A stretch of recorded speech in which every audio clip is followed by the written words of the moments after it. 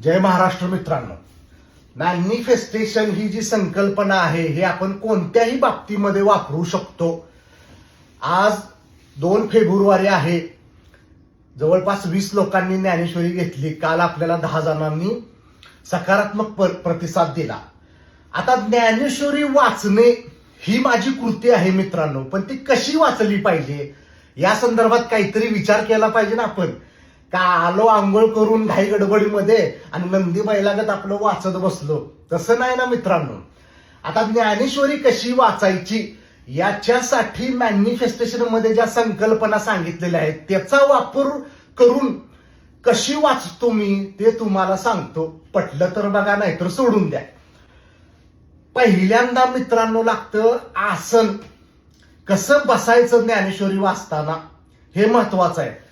पहिला नियम पाहिजे, पाठीचा कणा ताठ पाहिजे. क्रियायोगातील पहिली मूलभूत लागणारी गोष्ट पाठीचा कणा ताठ पाहिजे. बसण्याची सवय ज्ञानेश्वरी वाचताना योग्य पोझिशन मध्ये आपण पाहिजे. मॅनिफेस्टेशन मध्ये काय सांगितलं जातं, कृती करण्यापूर्वी आपलं जे माइंडसेट आहे, आपली जी मानसिकता आहे ती सकारात्मक पाहिजे. अफर्मेशन्स म्हणजे काय, मनाला सकारात्मक करणे. आता ज्ञानेश्वरी वाचण्याच्या कृतीचे काही अफर्मेशन्स मी स्वतः बनवलेले आहेत. काय बनवलेलं आहे, हे ब्रह्मांडा आज जी मी ज्ञानेश्वरी वाचणार आहे त्यातील शब्दांची उकल मला होऊन माझ्या डोक्यामध्ये ज्ञानाचा प्रकाश पडू दे आणि त्या प्रकाशामधून मला जीवनातील पुढची वाट दिसू दे.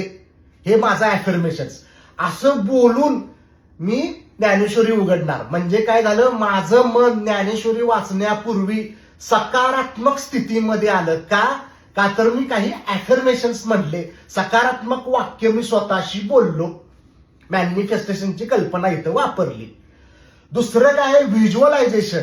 आता मी काय करतोय, हे अफर्मेशन्स बोलत असताना मी माझे डोळे मिटल्यानंतर काय करतोय, माझ्या मनाला 750 वर्षापूर्वी ज्ञानेश्वरांनी जिथं ज्ञानेश्वरी सांगितली त्या ठिकाणी घेऊन जातोय आणि असं व्हिज्युअलाइज करतोय की ज्ञानेश्वरांच्या समोरच मी ज्ञानेश्वरी वाचायला बसलोय आणि माझ्या समोर ज्ञानेश्वर माऊली ज्ञानेश्वरी सांगायला लागलेत आणि मी त्या जे काय 5-50 लोक त्यावेळी असतील त्याच्यामधला मी एक आहे असं व्हिज्युअलाइज करतोय ज्ञानेश्वरी वाचण्याच्या पूर्वी.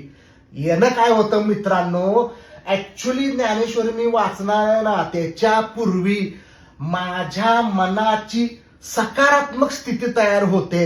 माझ्या मनाला कृती करताना ज्या गोष्टी अपेक्षित आहेत ना त्या मिळतायत कृती करण्यापूर्वीच. याला म्हणतात मित्रांनो माइंडसेट. मी एक माझा स्वतःचा माइंडसेट बनवला ज्ञानेश्वरी वाचण्यापूर्वी युझिंग अफर्मेशन्स आणि व्हिज्युअलायझेशन. अफर्मेशन्स काय केलं, ज्ञानाचा प्रकाश पडू दे, आणि व्हिज्युअलाइज काय केलं, 750 वर्षापूर्वी माझं मन मी नेलं आणि ज्ञानेश्वर माऊलीच माझ्या समोर बसलेत असं समजून मी मनाला सांगितलं आणि ज्ञानेश्वरी उघडली. आता काय, बसलेल्या स्थितीमध्ये मी काल वाचलेली 2 पानं आणि आज मी 2 नवीन पानं वाचणार, बरोबर. आणि हे वाचल्यानंतर 10 मिनिटाचा प्राणायाम करणं आणि प्राणायाम झाल्यानंतर 10 मिनिटाचं मेडिटेशन करणं. 10, 10, 20 आणि 30 मिनिटाची ही कृती आहे मित्रांनो.